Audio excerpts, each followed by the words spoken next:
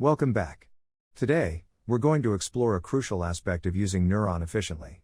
If you're a regular N3uron user, having a repository of templates can be incredibly useful.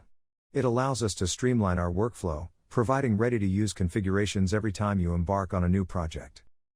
Let's dive into the process of harnessing these templates. First, head over to the template panel within the N3uron node we are using as a repository. Here, we will find a collection of templates we've either created or imported previously. For our demonstration, let's export one of these templates. Let's simply right-click on the template we want to export, in this case, this Soltech Tracker template, and select Export. Now, our template is saved in our default folder. This simple process ensures that our templates are securely backed up and ready to be used whenever we need them. Next, let's switch to the node where we intend to use this template. To import it, navigate to the Tag Configuration section. Click on the button on the left-hand side of the template's header and select Import.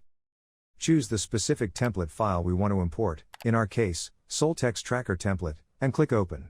Verify that the template has been successfully imported, and you can access its configuration without any issues.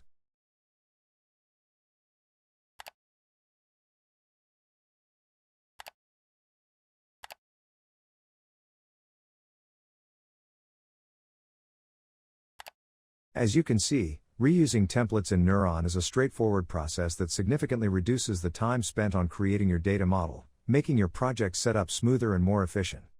We encourage you to try this feature yourself and experience the ease of template management in N3uron.